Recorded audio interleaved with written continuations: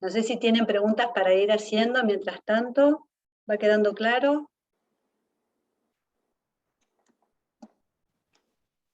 Yo pensaba recién con esto que como que irían también en como a responder el problema, como que quedaría el problema señalado cuando se Exactamente. solicita afuera, viendo desde esta teoría. Exactamente. Justamente de esa anomalidad que está hablando este grupo, ¿no? Selvini y Palazzoli, se trata de eso. Queda en una situación anómala, van a decir. ¿Por qué? Porque el psicólogo tiene que ir a responder a aquello que ya fue de alguna manera visto, solicitado. Ay, voy a ponerlo más grande. ¿Y por qué? No, perdón. ¿Y por qué en esa situación anómala, van a decir ellos? Porque las características del sistema... Ay, quedé sin... Esperen, no me veo.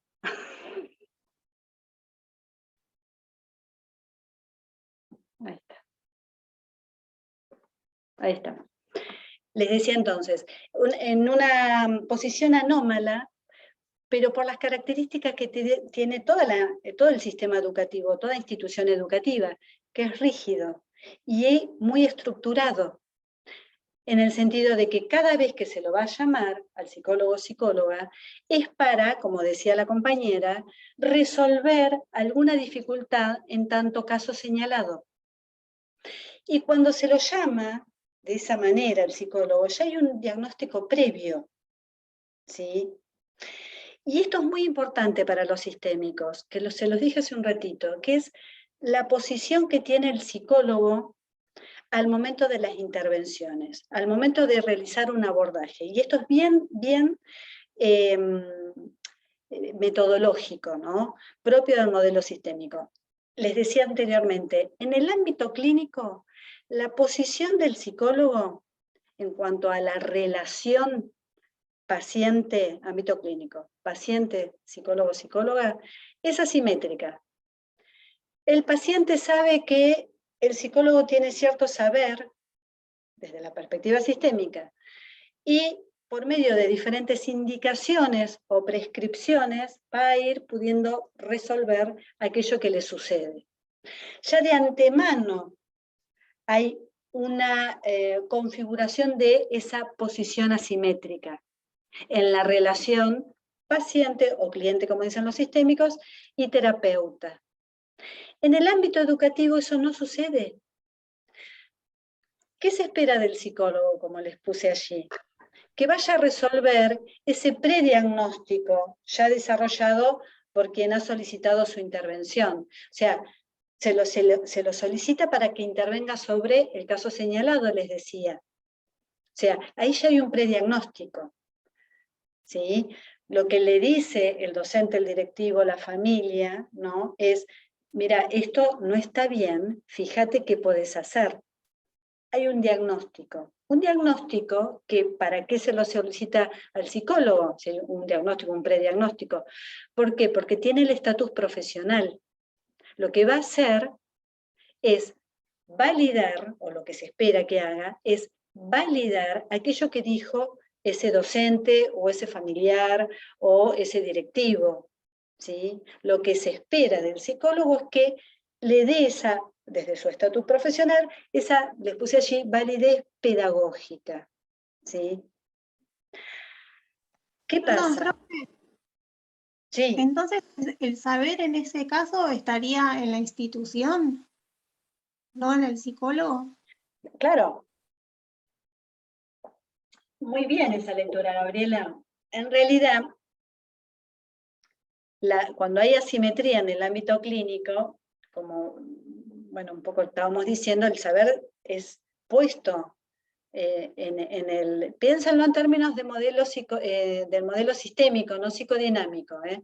El saber es puesto en el terapeuta, en el psicoterapeuta. ¿Sí? Está puesto ahí el saber. ¿Sí? Voy a este lugar porque sé que esta persona sabe sobre familia, ¿no? Y nos va a ayudar a poder resolver los problemas, ¿no?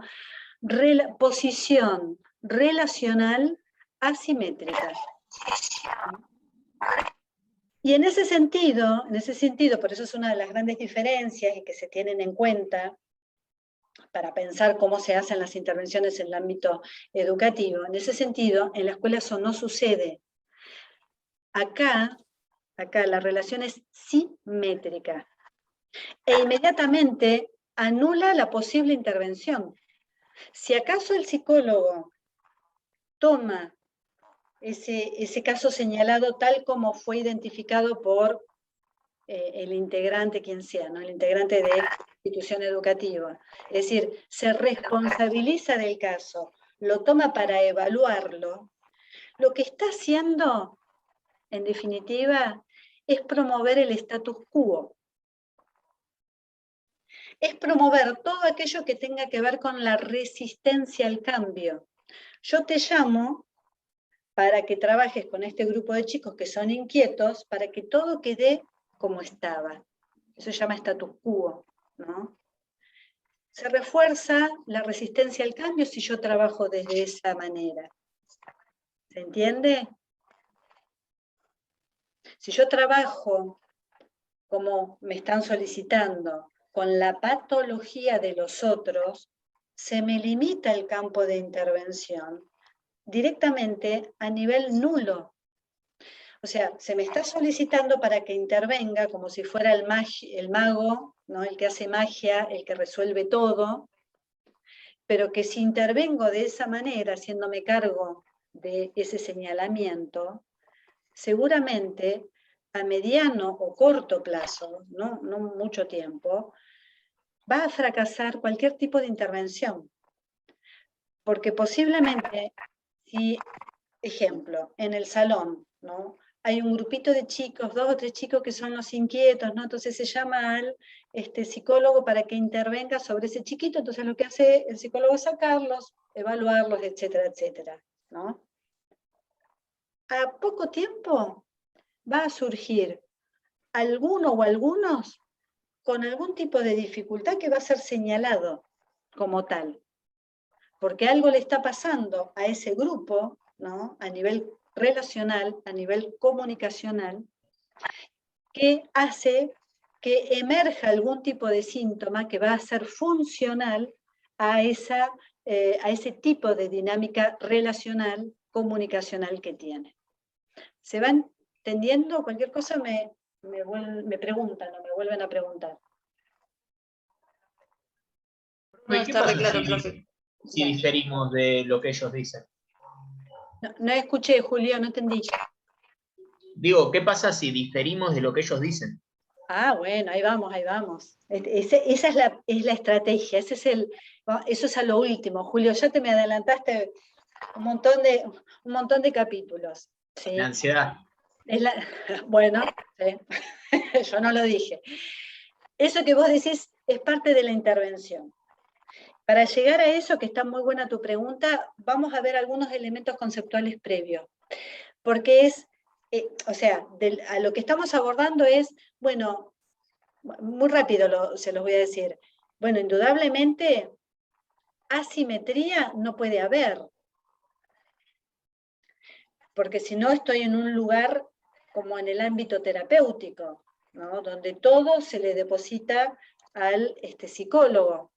Y yo no voy a trabajar terapéuticamente, voy a trabajar en el ámbito educativo. Simétrico en donde se me anula, simétrico de estas características, en donde me dicen lo que tengo que hacer, donde tengo que validar un diagnóstico, me anulan mi intervención, donde yo voy a reforzar de esa manera entonces el status quo, tampoco tiene que ser así. Entonces, hay un tipo de intervención, que ya la vamos a ver, Julio, en breve, no tan adelante, pero se los voy a ir adelantando, que es que vamos a tener que construir algo con los integrantes, ¿no? Donde vamos a tener que incorporar en esa demanda, en esa solicitud, a quien me solicita esa intervención. Ya algo nos estamos anticipando, ¿no? ¿Por qué? Porque tengo que trabajar con los aspectos relacionales, ¿sí? Eso es lo que me dice este modelo psicodinámico. Esto mismo que les estoy diciendo, lo que implicó fue esto, el cambio epistemológico. No voy a seguir trabajando sobre el caso problema, sobre el caso señalado, sobre la puntuación arbitraria, ¿sí? En donde eso es visto como una visión mecanicista. Por eso, cierta crítica que le hace este modelo sistémico a el enfoque psicodinámico. Porque la crítica que se hace es que la manera o la modalidad de trabajar desde el enfoque psicodinámico es desde la visión mecanicista, se trabaja con el caso señalado, desde lo que se entiende por lo intrapsíquico individual, donde el síntoma es leído como una manifestación externa, como les puse allí, de una patología interna. Es el enfoque psicodinámico primero, las primeras tópicas freudianas, lo podríamos pensar así, sabemos que, y esto lo tengo que aclarar, si no, no les hubiera presentado anteriormente el modelo psicodinámico de la mano de Ida Butelman, ¿no? El modelo psicodinámico ha tenido todo un desarrollo y toda una revisión para poder ser justamente aplicado al ámbito educativo, ¿sí? En donde es leído el síntoma, como decíamos al principio, como un síntoma institucional, no como algo intrapsíquico individual. La visión sistémica, ¿no? Lo que nos va a plantear es justamente tener una visión de lo que es el sistema relacional de los individuos, en donde vamos a entender la aparición, ¿no? La emergencia de un síntoma desde el significado comunicacional, entendido siempre en el marco relacional donde va sucediendo todo ello. O sea, yo voy a leer el síntoma como una dificultad a nivel comunicacional, teniendo en cuenta el marco relacional. Como decíamos recién, bueno, hay un grupo de chiquitos que son señalados como los problemáticos. Bueno, ese síntoma, ese señalamiento, lo voy a leer en el marco de todo el salón de clase, donde no solamente voy a incluir a la docente que quizás haya señalado, sino también a los otros chicos. ¿Sí? Es decir, que el enfoque sistémico siempre va a negar la validez a cualquier intento, como les puse allí, de explicación de un fenómeno aislado y cosificado. O sea, nunca se va a trabajar sobre el caso señalado. Eso es lo que está diciendo esto, ¿no? Cualquier tipo de explicación brindada en términos de caso señalado no es tomado en cuenta. ¿Por qué? Porque el desafío que va a tener de todo aquel psicólogo o psicóloga adheriente del modelo sistémico es justamente el de intentar descubrir cuáles son las reglas de juego sistémico que se producen en las diferentes situaciones. O sea, tratar de comprender las comunicaciones que se van dando en un determinado sistema o en un determinado subsistema. ¿Para qué? Para poder pensar qué tipo de intervenciones se pueden llevar a cabo. Esas intervenciones se van a producir justamente sobre las reglas de juego sistémico, sobre las pautas de interacción. Y la manera que se incide sobre esas pautas de interacción es por retroalimentaciones positivas. Ahora lo vamos a ver, ¿no? Las retroalimentaciones positivas son las promotoras de cambio, son las que promueven cambio. Las retroalimentaciones negativas son las que promueven el status quo, o son las que promueven la homeostasis. ¿Vamos hasta ahí? O sea, yo cada vez que pienso en términos de intervención desde el modelo sistémico, lo pienso en términos de retroalimentación positiva.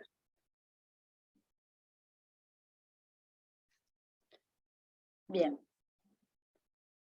¿Qué significa esto? ¿No? Que cuando yo trabajo como consecuencia operativa, como consecuencias de cómo voy a intervenir, ¿no? Cuando yo trabajo en el ámbito educativo, una de las primeras cosas que voy a hacer es extender el campo de observación. No me voy a quedar con el caso señalado, ¿no? Por todo lo que le explicaba anteriormente.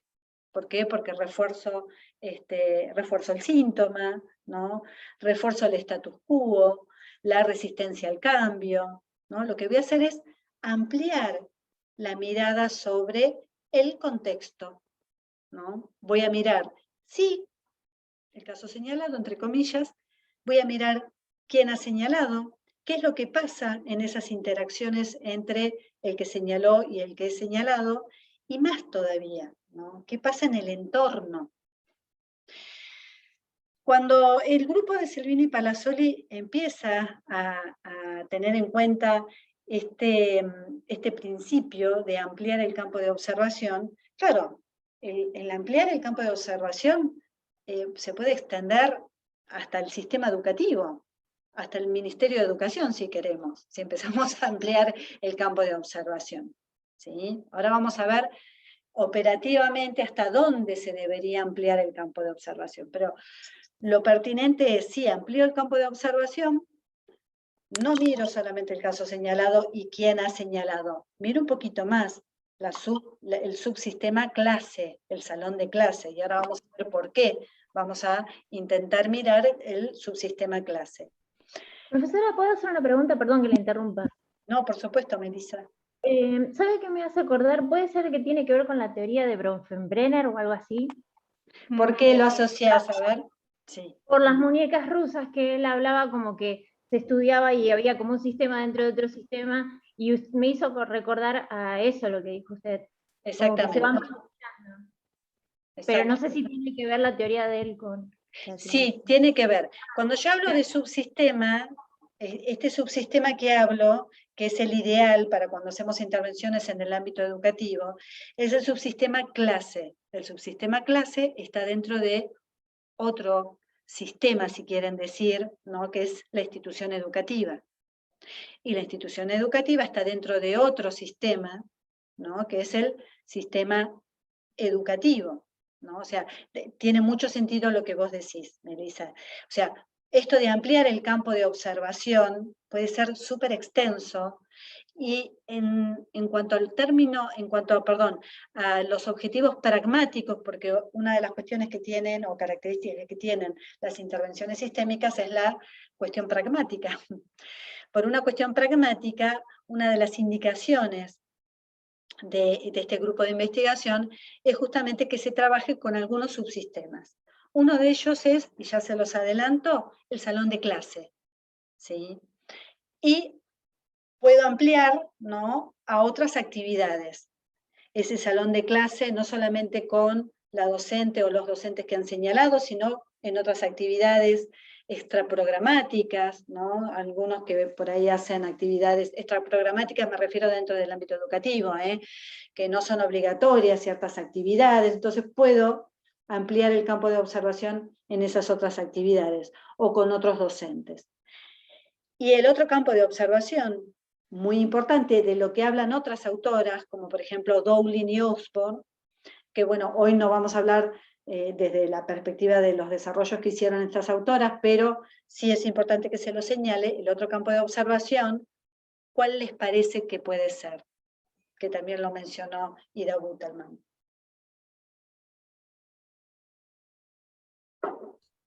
¿La familia puede ser? Exactamente, Micaela. El otro campo de observación es la familia, ¿sí? Las entrevistas, ¿no?, que el psicólogo o la psicóloga pueda llegar a tener con la familia de esos niños, niñas que han sido quizás señalados, ¿sí?, en donde observo qué cosas pregunto qué cosas pueden llegar a estar sucediendo allí, ¿no?, en ese sistema, que es un sistema abierto, al igual que la institución educativa. Es un sistema abierto, y ahora vamos a ver un poco las características de los sistemas abiertos. Entonces, una de las consecuencias operativas que consideraron muy importante este grupo a cargo de Selvini Palazzoli, es que cuando se trabaja en el ámbito educativo, ampliamos el campo de observación, va más allá entonces de mirar el caso señalado y quién ha sido señalado, perdón, el caso señalado y quién ha señalado, lo amplío a lo que es el subsistema clase, lo puedo ampliar hacia la familia, hacia otros subsistemas que forman parte de ese sistema escolar, ¿sí? ¿Por qué? Porque lo que yo voy entendiendo es que ese caso señalado, como les decía anteriormente, está expresando en definitiva una disfuncionalidad en la comunicación. Como les decía recién, ¿no? Yo lo que voy a mirar es ese juego sistémico, ese juego en las relaciones de las comunicaciones entre los diferentes integrantes de un determinado subsistema. Lo que emerge como disfuncional es la comunicación que ocurre en ese subsistema. ¿Sí? En definitiva, ese caso señalado es una conducta adaptada a la disfuncionalidad comunicacional. ¿Sí? Por eso hay que mirar el subsistema, ampliar ese campo de observación. ¿Qué está pasando allí? Este grupo necesita este grupo, no sé, quinto A, necesita de un subgrupo que se porte mal para decirse que es un buen grupo. Yo tengo que leer el significado de esa disfuncionalidad comunicacional que se da en todo ese subsistema. Bien. Es decir que, adhiriéndonos a lo que es la modalidad de el modelo, perdón, a lo que es el modelo de la circularidad, voy a tener en cuenta, ¿no?, lo que se denomina la disfunción sistémica específica. O sea, cuando yo trabajo desde el modelo sistémico, voy a trabajar, como se los vengo diciendo, con el individuo señalado y con quienes lo señalaron. Amplío el campo de observación. Eso se denomina disfunción sistémica específica. Es lo opuesto de la puntuación arbitraria. La puntuación arbitraria es el caso señalado y trabajar sobre el caso señalado. Esa es la puntuación arbitraria, ¿no? Cuando alguien puntúa que algo del otro o de los otros es disfuncional, ¿no? Es sintomático, que algo le está pasando, ¿sí? El modelo de la circularidad, ¿no?, lo que me va a aportar es que las diferentes situaciones que se van sucediendo en un determinado sistema constantemente influyen, ¿no? Hay una influencia mutua entre las diferentes situaciones. Si existe en un determinado sistema o subsistema la situación A, la situación B, la situación C y la situación D, donde una influye a la otra, la última, la D, también influye a la A, ¿sí? En donde el cambio que se puede llegar a producir en una parte, y esto tiene que ver con una de las propiedades de los sistemas abiertos, pero tiene que ver y está íntimamente ligado al modelo de la circularidad, en donde el cambio que se produce en un sector de un determinado sistema o subsistema, afecta e influye al resto, ¿sí? Eso tiene que ver con el modelo de la circularidad. Bien. Entonces, vamos a ir viendo algunos elementos conceptuales, además de este acercamiento a poder comprender este cambio epistemológico, ¿no?, de no quedarnos inmersos en entender a lo sintomático como un problema o como una dificultad del otro, ¿no?, o como una dificultad que tiene que ver con un aspecto intrapsíquico, ¿no? Este cambio epistemológico sistémico de lo que nos habla es de mirar los aspectos relacionales, comunicacionales que se suceden en un determinado subsistema o en un determinado sistema. Entre los elementos conceptuales que me parecen más enriquecedores revisarlos, que ustedes ya, algunos de ellos ya los tienen incorporados, ¿no? Como por ejemplo lo que es un sistema, ¿no? El concepto de sistema fue desarrollado por este autor, Waslawik, que lo definió como ese conjunto de objetos, ese conjunto de relaciones entre los objetos y entre sus atributos, en donde va a decir los objetos son parte de ese sistema, los atributos son las propiedades, las cualidades, las características que tienen esos objetos, y las relaciones son justamente lo que mantiene unido a ese sistema. Esa es la definición del sistema desarrollado por este autor. Ahora bien, los sistemas abiertos como la escuela, como la familia, como el salón de clase, que es un subsistema, tiene la cualidad de que son grupos con historia. ¿Qué significa esto? Que a lo largo del tiempo, estos grupos o estos sistemas han ido desarrollando una serie de normas a través de las cuales se van manteniendo y se van rigiendo. ¿Sí? Eso es un sistema abierto. ¿Sí? Y entre las cualidades del sistema abierto nos vamos a encontrar con estas tres, que son fundamentales, que ustedes cuando van a ingresar a una institución educativa, la van a poder pensar en términos de estas cualidades o de estas propiedades. ¿Sí? Una de esas cualidades tiene que ver con la totalidad. ¿Sí? Cuando nosotros pensamos a las características de una determinada institución educativa, la pensamos no como la suma de cada una de las características o de las propiedades de los integrantes que conforman ese sistema educativo. No, sino como algo que trasciende a cada uno de ellos. ¿Sí? ¿Por qué? Por justamente la complejidad que implica el sistema o los sistemas abiertos y específicamente las instituciones educativas. No son una sumatoria, ¿no? La totalidad no implica una sumatoria de cada una de las cualidades de los integrantes de una determinada institución educativa, sino que trasciende a las características individuales.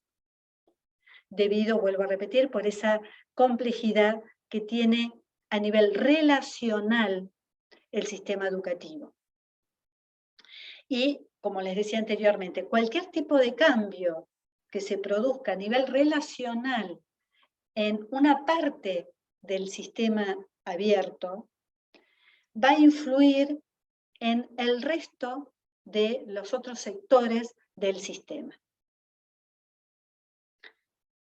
Si yo trabajo, por ejemplo, después lo vamos a ver cuando abordemos específicamente los tipos de intervención. Si yo trabajo específicamente con una parte, no sé, con el grupo docente, sobre determinadas cuestiones que tienen las docentes, seguramente los cambios que se vayan a producir allí van a impactar otros ámbitos. Por ejemplo, el ámbito de las docentes con sus estudiantes, con su grupo de estudiantes. ¿Sí? La otra, ¿se va entendiendo? Cualquier cosa me preguntan.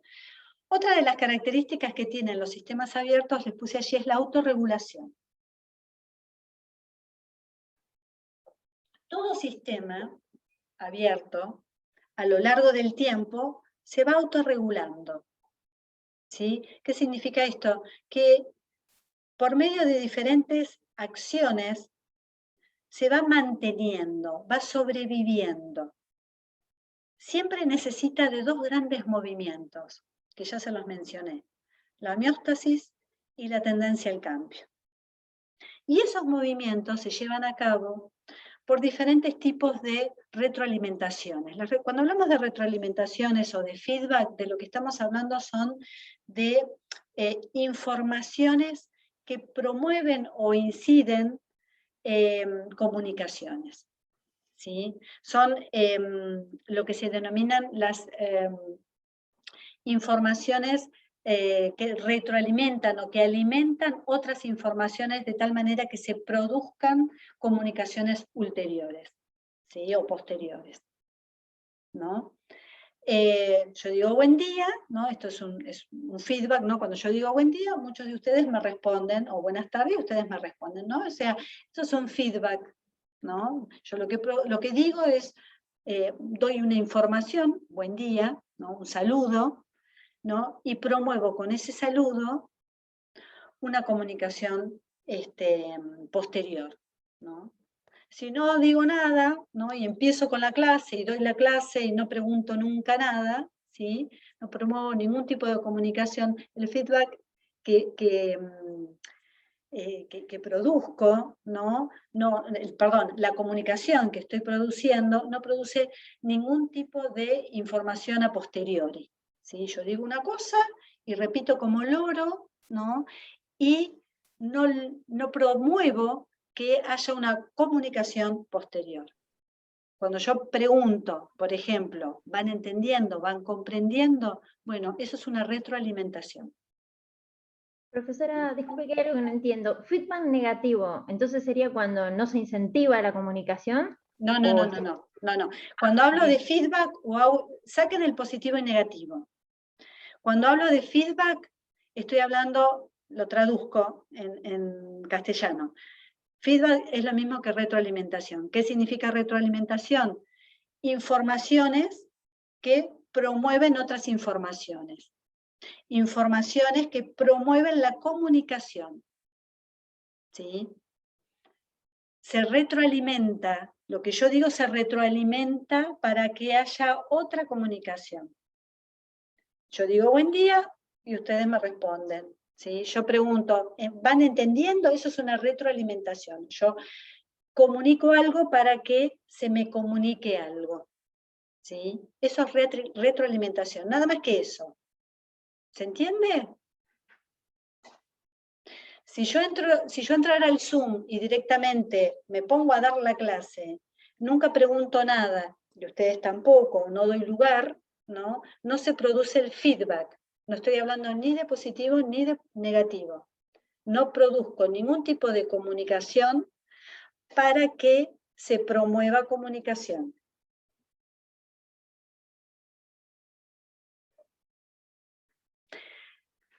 ¿Sí? Sí, está bien. Bien. Si bien los sistémicos dicen que nunca, que el silencio es comunicar, ¿no? Aunque yo no diga nada, ¿no? Ya estoy comunicando algo, pero es en términos de metacomunicación, ¿sí? Cuando hablo de feedback, yo estoy hablando de una información que promueve la comunicación. Puede haber feedback positivo y puede haber feedback negativo, ¿sí? Los feedback positivos son todas esas comunicaciones que amplían todas las tendencias hacia el cambio. Amplifican todo aquello que tiene que ver con la tendencia a modificar la situación, ¿no? O el subsistema en donde yo estoy. Cuando hablo de modificar, hablo de modificar el sistema relacional. Mientras que el feedback negativo justamente lo que hace es o anular o disminuir toda posibilidad de cambio. Y tiene que ver con la homeostasis, o tiene que ver con el status quo, o tiene que ver con la resistencia al cambio. ¿Sí? Feedback positivo, tendencia al cambio. Feedback negativo, homeostasis. Por eso se habla de autorregulación, porque la autorregulación de un subsistema o de un sistema requiere de ambos feedback, tanto positivo como negativo. ¿Se va entendiendo? Sí. Perfecto. Bien. La otra característica, no sé cómo vamos con el tiempo. Bueno. Les menciono esta última característica y por ahí cerramos acá para después ya arrancar con el otro tema. Con el otro tema, no, con el modelo sistémico, pero con los otros elementos conceptuales. La otra característica que tiene el sistema abierto es la equifinalidad. ¿Qué significa esto? Que cualquier tipo de modificación que se produzca en el interior de un sistema es totalmente independiente de las condiciones iniciales. Aquí a lo que se le da importancia es al proceso interno del sistema. ¿Sí? No importa qué es lo que pasó en un inicio, es bien diferente al modelo psicodinámico en este sentido. Lo que importa es el proceso que allí se va sucediendo. ¿Sí? Ese es es la otra característica de los sistemas. ¿Sí? Bien, y bueno, con esto hacemos el cierre de hoy entonces. Todo sistema, les decía hoy, o subsistema, se autorregula. ¿Sí? Hay una constante en un equilibrio que se llama funcional. O sea, la constante es esta tendencia, ¿no?, hacia la homeostasis y hacia la transformación. Ese equilibrio entre estas dos tendencias hace que el sistema perdure, hace que el sistema se mantenga. Lo que puede suceder es que en algún momento haya tantas tendencias a la transformación, haya tantas retroalimentaciones positivas, que el sistema entre en crisis. ¿Sí? Cuando empieza a haber un desequilibrio, no un equilibrio funcional, un desequilibrio tan importante entre un estado estacionario homeostático y una tendencia a la transformación, se dice que el sistema entra en crisis. ¿Sí? Y aquí voy a dejar de compartir pantalla. Falta menos de un minuto para que termine el Zoom. Vamos a cerrar acá y vamos a continuar en la próxima clase, a menos que quieran continuar y hacerme alguna pregunta. Bien. Bueno, los voy a ver entonces el jueves.